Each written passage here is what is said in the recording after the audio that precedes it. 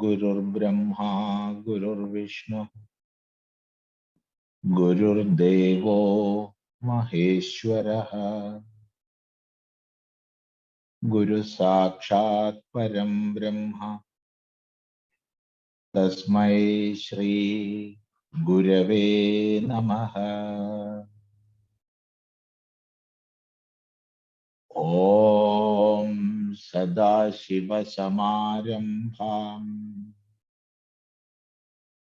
शङ्कराचार्यमध्यमाम्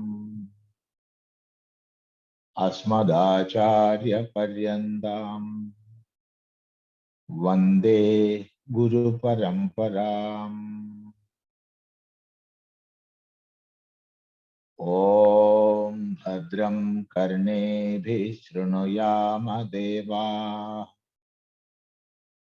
भद्रं पश्येमाक्षभिर्यजत्राः स्थिरैरङ्गैस्तुष्टुवांसस्तनूभिर्व्यसेम देवहितं यदायुः। स्वस्ति न इन्द्रो वृद्धश्रवाः स्वस्ति नः पूषा विश्ववेदाः स्वस्ति नः तार्क्ष्यो अरिष्टनेमि स्वस्ति नो बृहस्पतिर्दधातु। ॐ शान्ति शान्ति शान्तिः।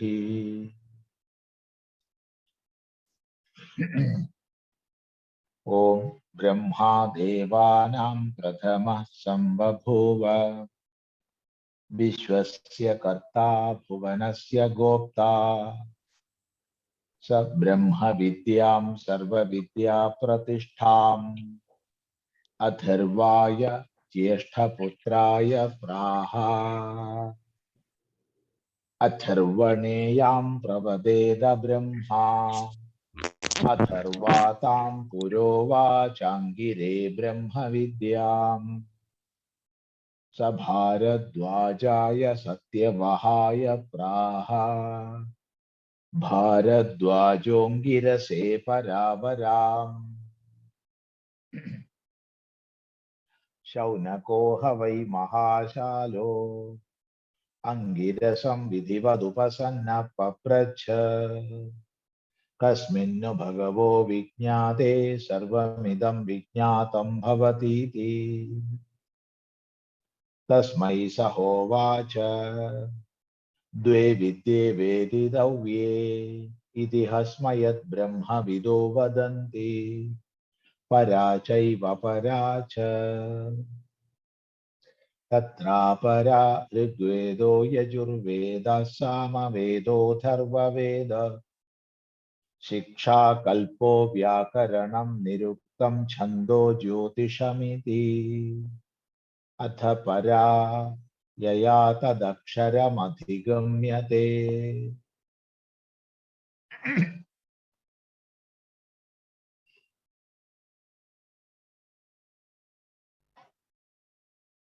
This was the question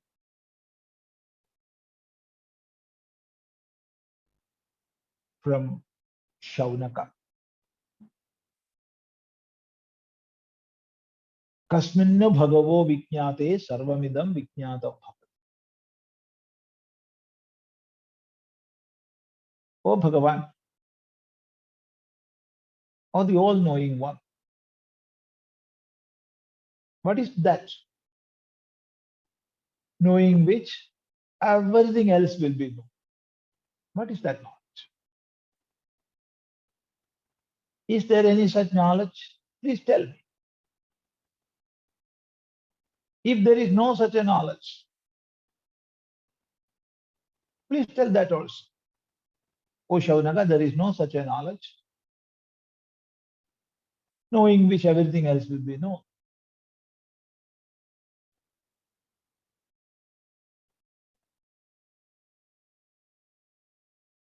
then he will stop that inquiry. But if there is such a knowledge, please tell me what it is. Actually, all the teachings of Vedanta, not only of this Mundakopanishad, but all the Vedantic teachings are a reply to, an answer to this question. What is that? Knowing which everything else will be known. So instead of telling Atmani Vijñāde sarvamidam vijñātam bhavati, or Brahmani Vijñāde sarvamidam vijñātam bhavati, here the Acharya Angiras explains the concept of knowledge as per the Vedic tradition. What is knowledge?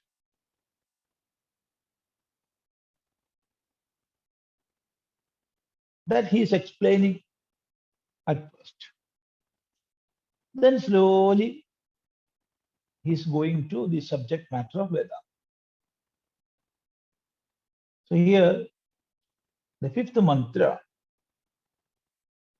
that we were discussing, that will give a clear vision of what knowledge is. Or in other words, this mantra, this fifth mantra, will give a clear picture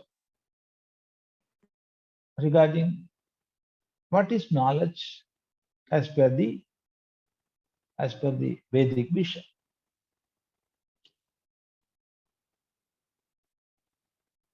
So here, first, knowledge is divided into two branches or two categories, apara and para. Para is the highest and apara is not that much highest. We cannot translate apara as something lower. Yes, of course it is something lower. But the apt translation will be the highest and that which is not that much highest. That is para and apara.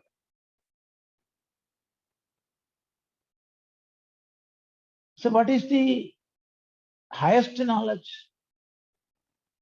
Before explaining that, the Acharya is explaining what is the apara vidya.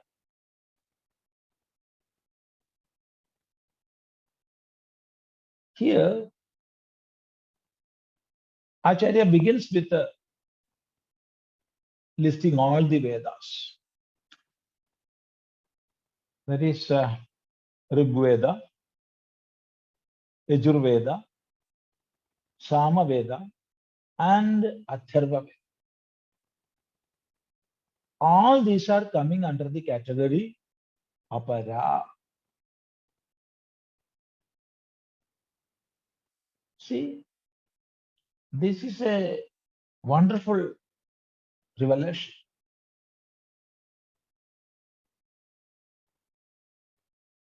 No faith-based religions can imagine this. Why? Because the very base or very root of Sanatana Dharma is Vedas. Veda is the very base or very root of Sanatana Dharma. It is from Veda Sanatana Dharma has developed. It is on Veda Sanatana Dharma is established. So it is the highest pramana. Pramana means valid means of knowledge. So Veda is the highest pramana. It is the highest means of knowledge.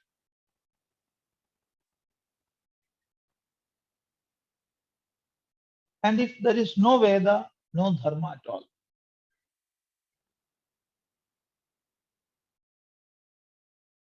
But even after knowing all this, even after knowing the greatness of Veda,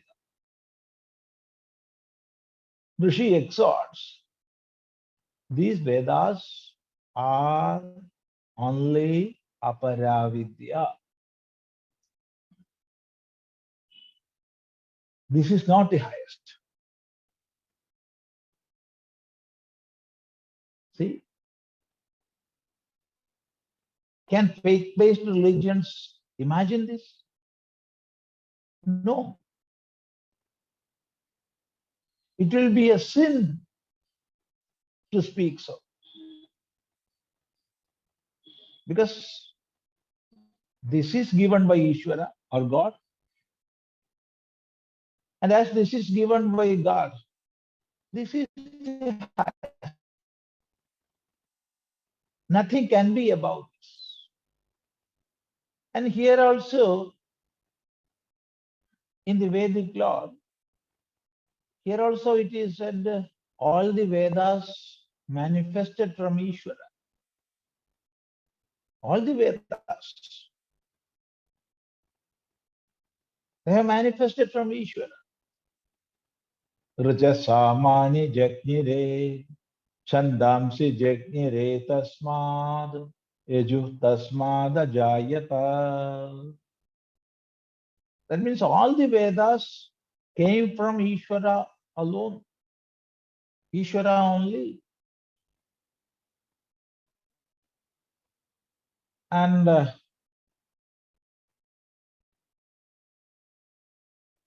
in the Brihadaranyaka, it is clearly said,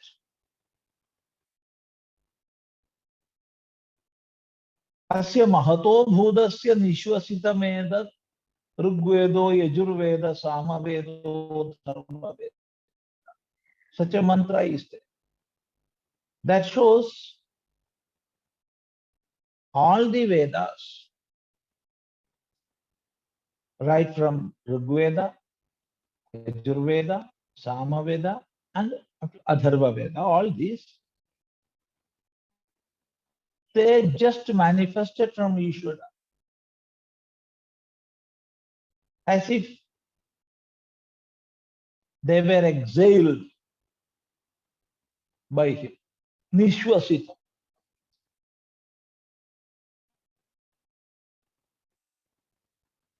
Nishvasitam means, see, we are sitting here and we are thinking, we are listening, we are speaking, we are doing this and that.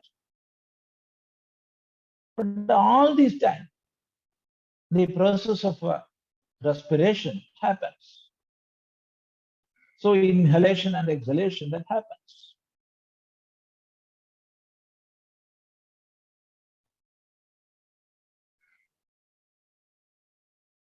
As per a well-built scheme, in a rhythm, a perfect order, it is happening. And as it is happening in a perfect order, there must be a consciousness behind that. Without a consciousness, a rhythmic action will not occur. So it is there. But we can say we are not aware of it. We are not knowingly doing that. We are knowingly inhaling and exhaling when we are doing pranayama. That is the difference between ordinary respiration and pranayama. One is done unknowingly, the other knowingly. That is the difference. So when we are doing knowingly, we will give or we will put an order. Otherwise also there is an order. So the meaning is as if we are exhaling involuntarily without a planned action, without being conscious of it. In the same way, from Ishvara, spontaneously, these Vedas manifested. So, as per the Vedic tradition also, Vedas are considered as those came from Ishvara. There is no other author other than Ishvara. Rishis are not authors. They discovered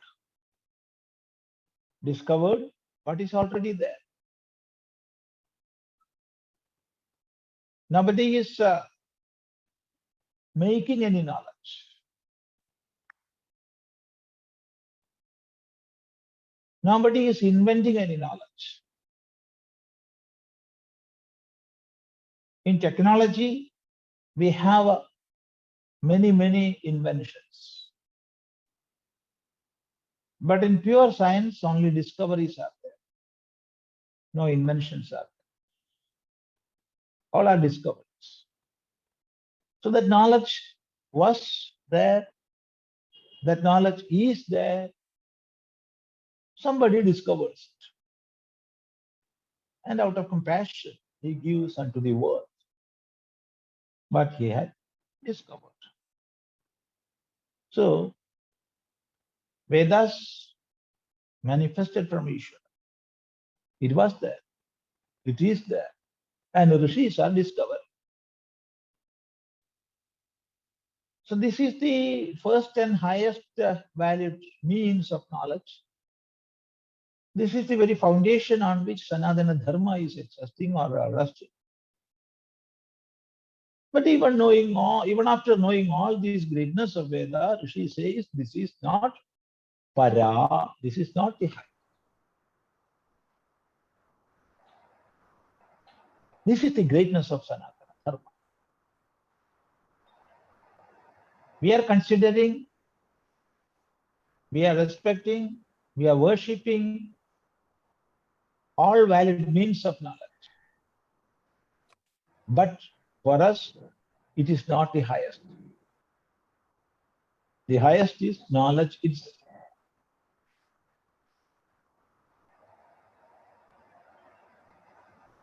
See?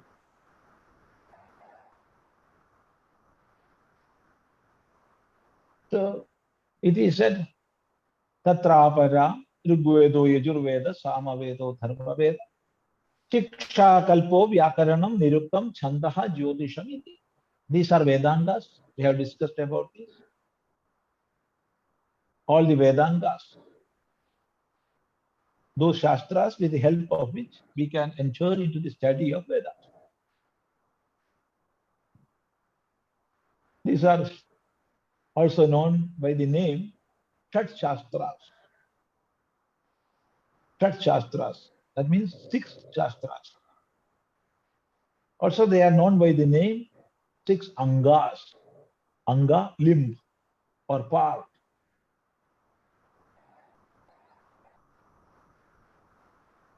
So all these, that means the 4 Vedas and 6 Angas. All these are aparavidya, not the highest. See, when we take Veda and Vedanga, we must take Upaveda also. Because Upavedas are just like appendices to Vedas. They are Ayurveda, Dhanurveda, Tapatya Veda, Gandharva Veda, and Arthashastra. So Ayurveda, that is the first. Ayurveda is the science, is the Shastra of Ayus. Ayus is the lifespan. That is the science dealing with the lifespan, how it is to be used, how it is to be utilized, and what are the factors influencing.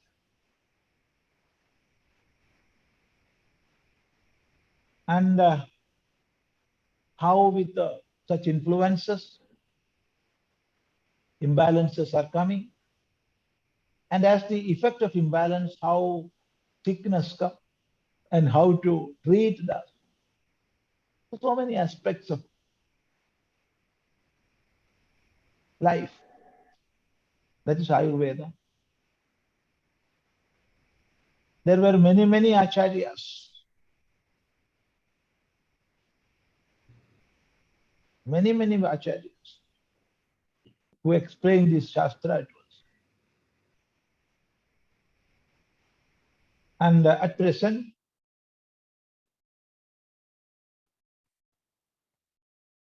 samhitas like Charaka Samhita, Sushruta Samhita are there. Bhela Samhita is there.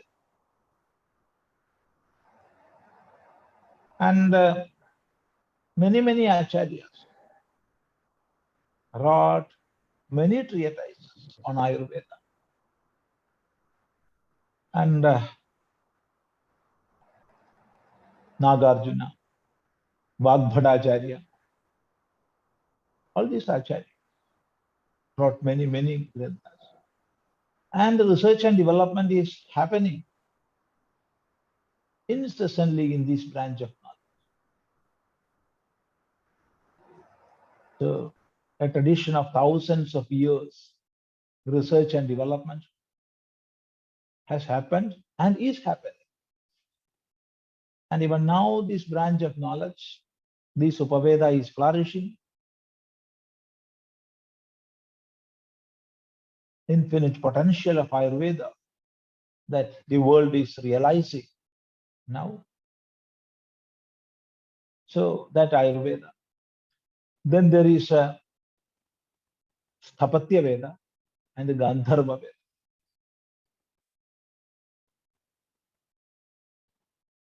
Dhanurveda. Dhanurveda is connected with battles, weapons, how to make different types of weapons. Mainly there are two types of weapons, Shastras and Astras.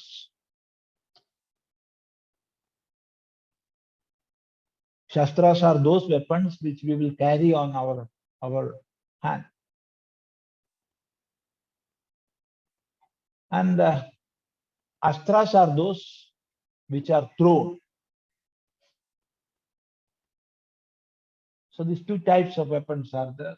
Even now, there are two types of weapons, Shastras and Astras. And different warfares, all these are subject matter of this Dhanurveda. Then there is Sthapatya Veda. Sthapatya Veda is Vastu Shastra. That is according to the state of earth and different energy flows, where to build Devalayas, where to build the Manushalayas.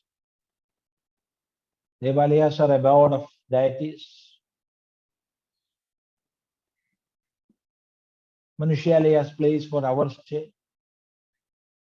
And what are the forces influencing and how to tackle them.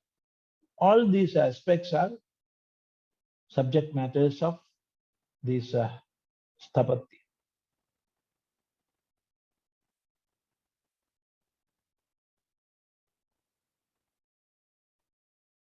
Vishwakarma was the greatest acharya of this way. Then there is Gandharva Veda. That is the science of art, all forms of art, music, dance, drama, all this. And many acharyas wrote many treatises on this, like Narada, Pingala. We don't have the text of such acharyas. Now we are relying more on the Natya Shastra of Bharata Maharshi. And of course, some parts of Sangeeta Shastra is there, but not fully.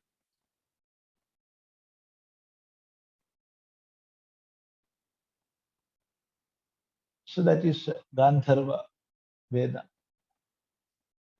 Then there is Artha Veda. That is the science or knowledge of economics. But as a part of economics, of course, commerce, political science, and diplomacy, all these are parts of this Artha Shastra. The basic Samhita of Artha Veda we don't have.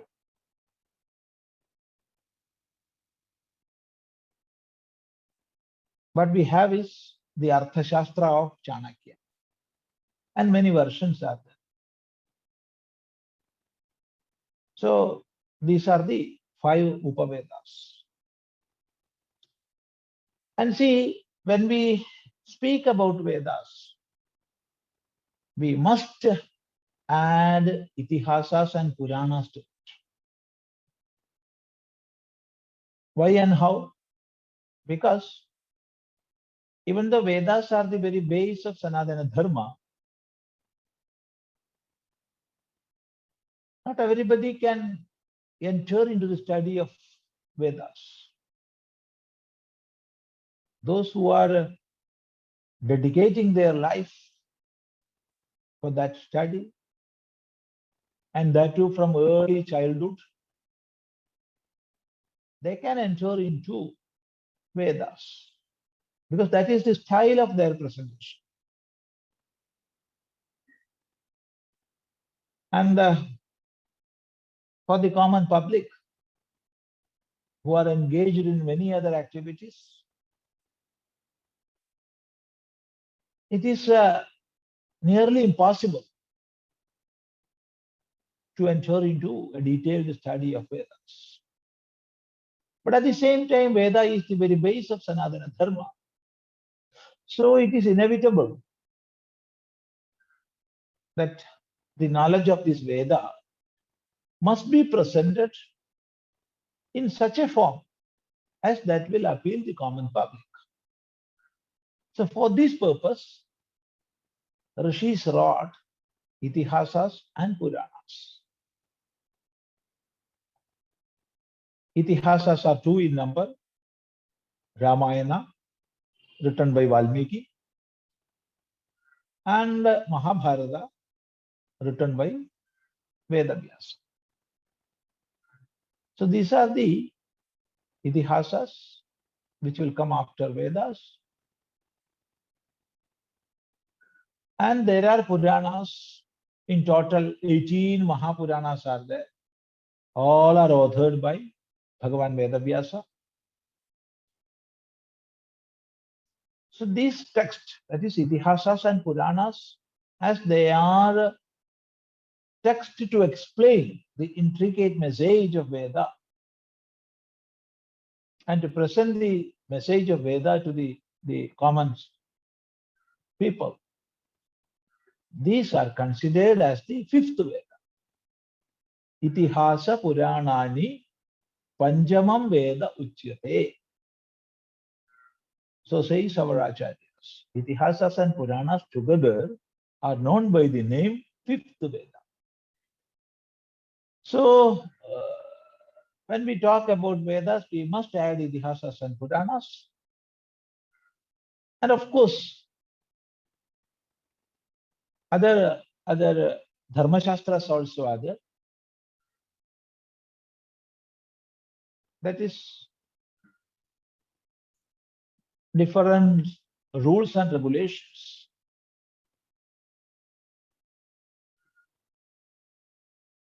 Those are to be considered for the well-being of the society, or the constitutions based on which kings have to rule. So such dharma shastras were there. They are broadly called smritis, like Yajnavalkya Smriti, Manusmriti, Parashara Smriti, Vyasa Smriti. So many smritis are there. Gopila Smriti. But we must keep in mind that the smritis will go on changing according to time, according to climate. The smritis will go on changing. As far as we Bharatiyas are concerned, the present smriti is the Constitution of India.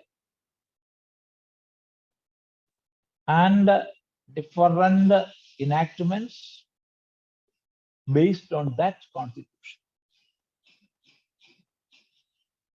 They are the smriti of the present. And of course, that also will go on changing. A smriti is not for all the time. More than 100 amendments had come already on this Constitution within 70 years. See? So it will happen. Smritis will go on changing. And this is another important aspect. And this aspect we have to keep in mind. That is, what is the cause of religious strife in the world? Why there are so many conflicts in the name of religions? So many wars in the name of religions? The answer is simple. In all religious texts, let it be Vedas, or let it be Quran, let it be Bible, whatever it is, there will be two aspects. One, the Shruti aspect, the other, the Smriti aspect. Shruti aspects will last for all the time. They are eternal. But Smriti aspect, they will go on changing. These two aspects are there in all religious texts, all scriptures of the world. But if we are insisting that as this is God given, all the sayings of this scripture is Shruti, it will last forever. It is applicable for all the time. Then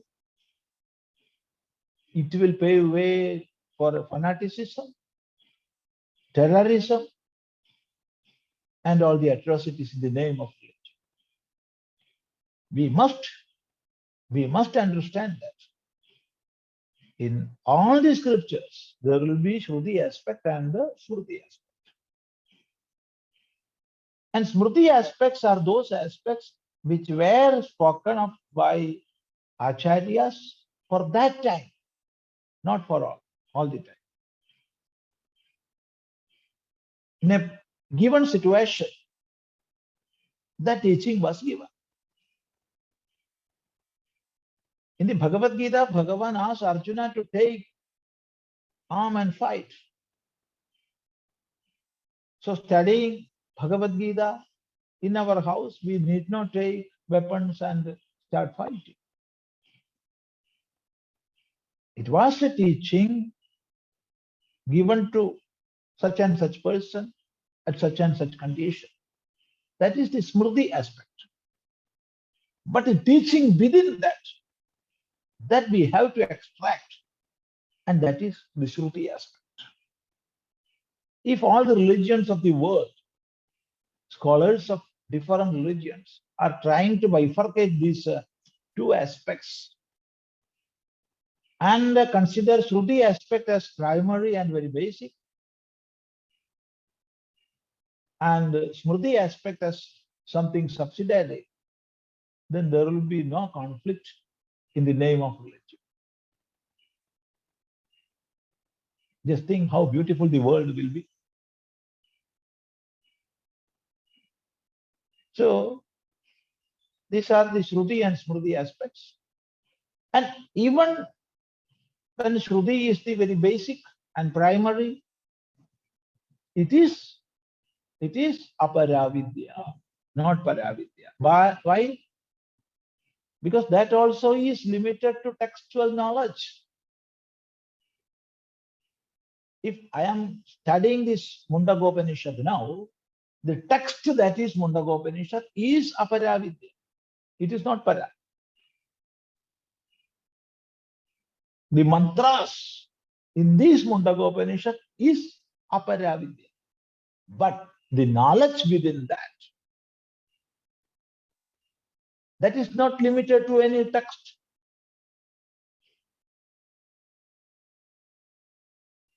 That we are extracting from text, that is all right. But it is not limited to any text. That knowledge, unlimited knowledge,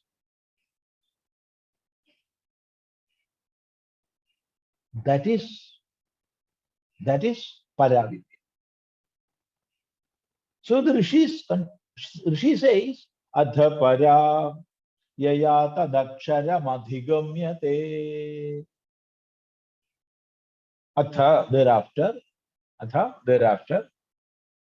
parā, the highest knowledge. What is that? Yayā, by which tadakṣaramadhigamyate, that imperishable is attained or realized. So that alone is paravidya, by which that imperishable is realized. So that realization of Brahman, that highest reality, that will never end, that will never perish. The very base of all these manifestations, that realization alone is paravidya.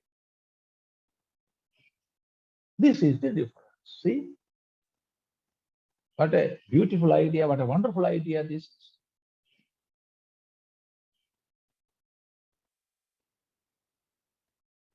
We can learn ṛgvedo, yajurvedaḥ, sāmavedo'tharvavedaḥ, atharvavedaḥ. And we can do many yajnas. And as a result, we will get to heaven. But heaven will perish. We can learn Ayurveda. We can lead a life according to Ayurveda and keep away sickness, diseases. Or if diseases come, we can take medicines. And if they are not sufficient, we can go for surgery and all, Shalyatantra. But we will die.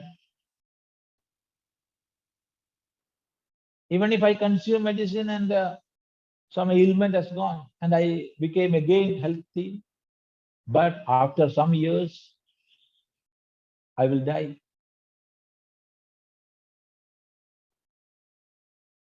If I go and study this Dhanurveda, warfare, and accumulate many weapons and kill my enemy, establish my kingdom, that kingdom will perish. I will also die. And if I go for the study of economics, micro and macro,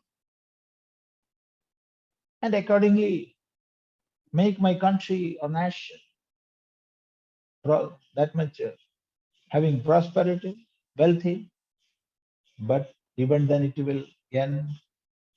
So that means in the transactional level, they have value and we must learn them, we must follow them. But the benefit we are accruing from the aparavidya has an end. So all these are connected with the perishable manifestations or perishable world. Whereas paravidya is that knowledge or that realization by which the imperishable is attained. I am the imperishable. I will not die. That knowledge, that realization, which is also called moksha, liberation from the clutches of ignorance, that alone is paravidya. So the knowledge that we get from books, studies, under the tutelage of many acharyas, all these are aparavidya, and the knowledge that takes us to the ultimate realization of the imperishable, that alone is paravidya. So this is the bifurcation. And we have to think that knowledge is complete only when both are there. So we must have paravidya, we must have apara. When both these are there, knowledge is complete. Otherwise, the knowledge is partial. So that is the Vedic vision of knowledge. See, dve vidye vedidavye iti hasmayat brahma vido vadanti parā chaiva parā tatrāparā ṛgvedo yajurvedaḥ sāmavedo'tharvavedaḥ śikṣā kalpo vyākaraṇaṁ niruktaṁ chando jyotiṣamiti atha parā yayā tadakṣaramadhigamyate. So we can go to the sixth mantra in our next class. Namaste, Swamiji. Namaste. First question is from Ajidaji. Namaste, Swamiji. Swamiji, could you please explain the terms Vaishvanara, Vishwam, and Virat? Also, how are Vaishvanara and Jataragni different yet connected? See,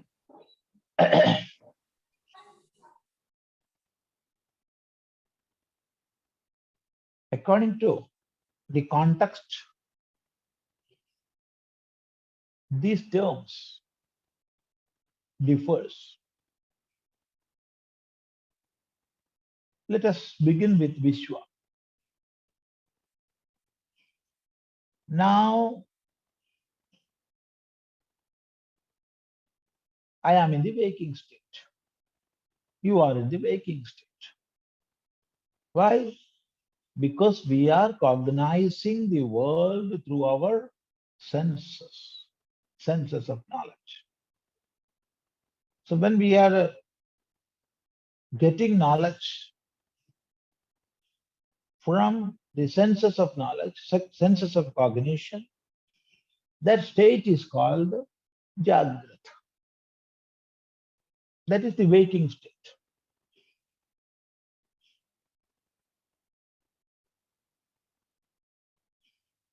And after this waking state, I will go to sleep.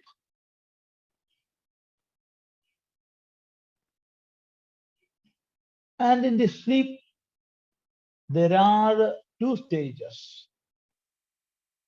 One, a stage when I am having dreams and deep sleep, where there is no dreams, where there is no thoughts. That is deep sleep, sushupta. So even though I am one, and I am having one individuality, I am saying I am Swami Chidananda. I am one. And the same I, who is experiencing this waking state, the same me is experiencing the dream also. There is no doubt in that. That is my experience. But even then, the individuality I am having in this waking state is a little different from, a bit different from the individuality I am having in the dream state. One is connected with the gross objects of the world, whereas the other is connected with the subtle objects. Even though all are temporary, one is being viewed as permanent, whereas the other as temporary. Of course, the waking experience also is not permanent, but still, in our experience, it is coming as something permanent. Yesterday, when I saw this book, this was a book, and even now this is the book. And yesterday it was Complete Works of Shankaracharya, Volume 2. Today also it is Complete Works of Shankaracharya, Volume 2. So the experience I am having in the waking state is considered as permanent. So that is the difference. So the individuality which I am having in the waking state is termed in our Shastras as Vishwa. That is the meaning of Vishwa. So what is Vishwa? Who is Vishwa? Vishwa is the individual or that aspect of individuality which is in the waking state. Yes. Now we can come to the next point. Next point of your question. See, my individuality in this is limited. That is, Vishwa is limited.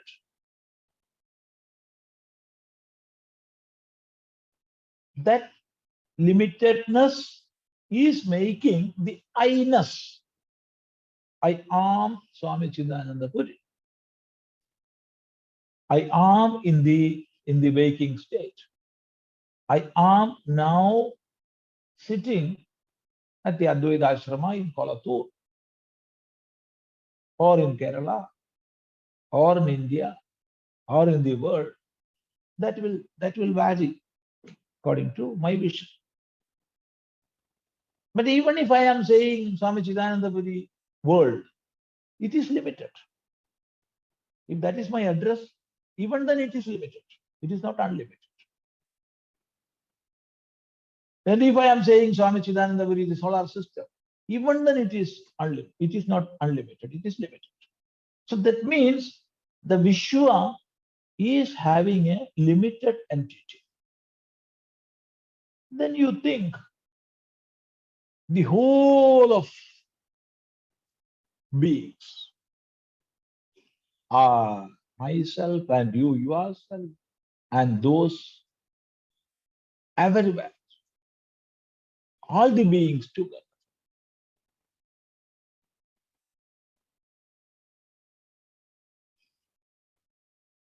That is all the beings together. Not the individual, but the universe. And that universal individuality, that is the,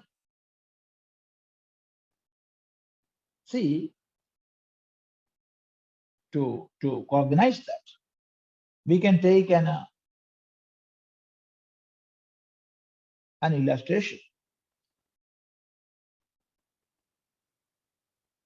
Just forget I myself all these things, but take this body constitution, this body. This is made of trillions of organic cells. Trillions of organic cells are there in this body. And now we take one organic cell. It has its own individuality. An organic cell has its own individuality. So what is acceptable for that? It will move forward. And what is unacceptable? It will try to be away from that. And it has its own individuality. It is making for that. It is consuming.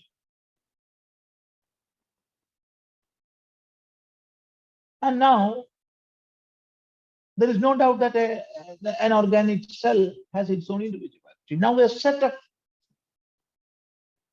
millions of cells that constitute a tissue, for example. And that has its own individuality. So there are 100,000 organic cells, each having their own individuality, but together put, a tissue has its own individuality. Now, such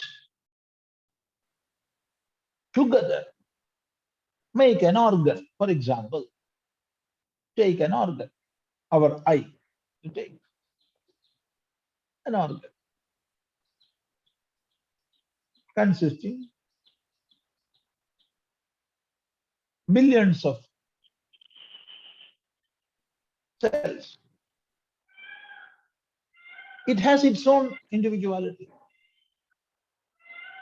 So each organic cell have their own individuality, and a collective of such cells make a tissue and it has its own individuality. And many such tissues came together and made an organ that also has its own individuality. And many organs put together and made this body constitution. It has its own individuality. See, what a wonderful idea this is.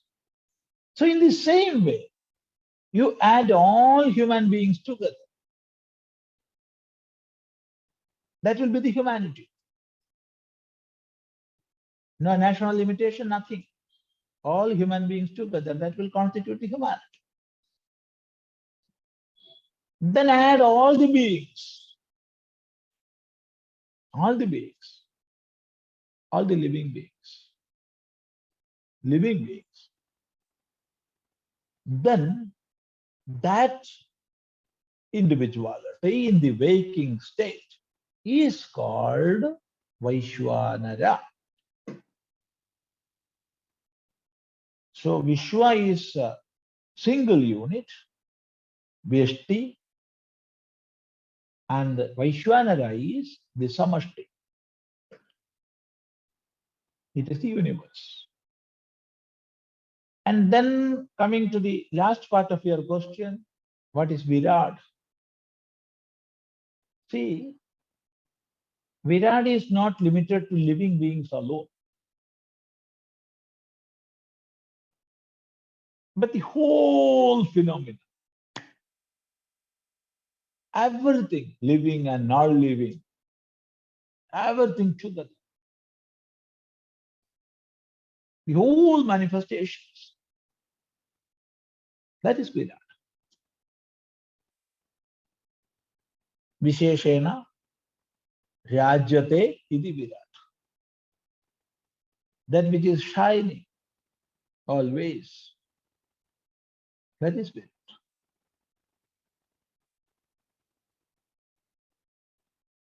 That is Virat. And in some other, in the beginning I told you, the meaning will go on changing according to the context. For example, in some places in the Upanishads, Virat is used to denote Vaishwanara, and some other places Vaishwanara to explain Virat. So according to context, we have to understand. But broad idea is Vishwa, Vaishwanara. Then there was another question, the Vaishwanara Agni which is in our stomach. What is the connection or what is the relation between the first Vaishwanara and this Vaishwanara? See, Vaishwanara is a synonym of Agni, fire. So when we speak of Vaishwanara as Agni, we must not misunderstand that with the first Vaishwanara, the universe. Because that is another meaning. This is another meaning, even though the terms are one. So here it is Agni, fire. Vaishwanara is fire, Agni. And again, the fire that is in our stomach, that is also called Vaishwanara. So Vaishwanara is Agni, that is not limited to our stomach. Then again, Vaishwanara is the fire in our stomach, which is responsible for all digestions. Why it is called Vaishwanara? It is there in all naras, all beings, all human beings, in this Vishwa, in this world. So it is common for all Vishwas. It is common for all naras. So it is called Vaishwanara. So that is the fire in our stomach. So these are the different aspects of your question. Now we can conclude today and continue in our next session. Namaste. Om Bhadram Karnebhi Shrunuyama Deva Bhadram Pashye Makshabhiryajatra Sthirairangai Stushtuvam Sastanobhir Vyashema Deva Hitam Yadayuhu Swastena Indro Vridhashravaha Swastena Pusha Vishwavedaḥ Swastena Starkshyo Arishtanemi Swasteno Brihaspatir Dadhatu Om Shanti Shanti Shanti